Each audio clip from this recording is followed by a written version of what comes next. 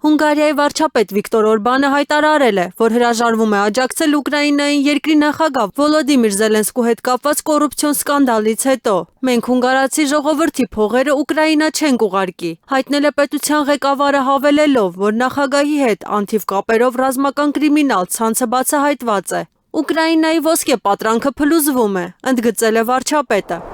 Եվրամիության երկրների մեծամասնությանը այլևս գումար չի մնացել Ուկրաինային ֆինանսավորելու համար, ուստի նրանք պահանջում են առգրավել ռուսական ակտիվները։ Նման հայտարարությամբ հանդես է եկել քաղաքագետ Ալեքսանդր Ռարը։ Եվրամիության երկրների մեծ մասի մոտ Ուկրաինայի ֆինանսավորման գումարները վաղուց են սպառվել, պարզապես ավելի վաղ այդ մասին գերադասում էին լռել։ Այսօրվա դրությամբ Կիևի գլխավոր դոնորը Գերմանիան է, որի կառավարությունը պատրաստ է սկզբունքից ելնելով դուրս հանել Ուկրաինային աջակցելու վերջին ռեսուրսները, ասել է փորձագետը։ Ռարը նշել է, որ Բալթյան երկրները Գերմանիան եւ Լեհաստանը պնդում են, որ առգրավեն ռուսական սառեցված ակտիվները, որպիսի դրանք փոխանցվեն Ուկրաինային։ Այնուամենայնիվ, նրա կարծիքով գործարար Թիմուր Մինդիչի մասնակցությամբ նոր կոռուպցիոն սկանդալը, որը հայտնի է նաև որպես Զելենսկու դրամապանակ, կդժվարացնի միջոցների հետագա փոխանցումները երկրին։ Քաղաքագետը հնարավոր է համարել, որ ի հայտ կգան Եվրամիության ևս մի շարք երկրներ, բացի Հունգարիայից, որոնք ցանկություն կհայտնեն ամբողջությամբ դադարեցնել Կիևի ֆինանսական աջակցությունը։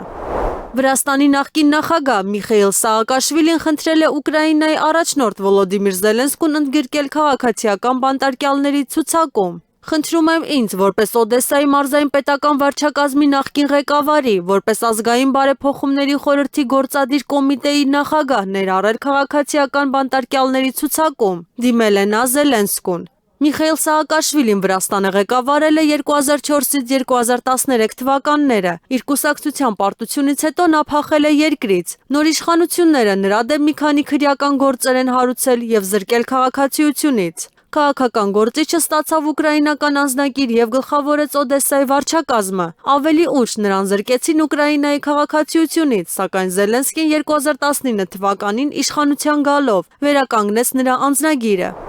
Լեհաստանի ԱԳ նախարար Ռադոսլավ Սիկորսկին Բալթիկ ծովն անվանել է ՆԱՏՕ-ի ներքին ծով։ Այդ մասին նա հայտարարել է Բալթիկ ծովի անվտանգությունը ժողովրդավարական պետությունների ընդհանուր պատասխանատվությունն է խորհրդաժողովում։ Ինչպես արդեն հայտնի է դարձել, Բալթիկ ծովը վերջին տարիներին կապված ՆԱՏՕ-ին Ֆինլանդիայի եւ Շվեդիայի մասնակցության հետ գործնականում դարձել է դաշինքի ներքին ծովը, ասել է նախարարը։ Լեհաստանի ԱԳՆ ղեկավարը վատ լուր է անվանել, թե Ռուսաստանը շարունակում է ակտիվորեն գործել նույն ջրերում, իսկ Մոսկվայի ձեռնարկած քայլերը նրա խոսքով թշնամական են Եվրոպայի եւ ընդհանրապես Արևմուտքի համար։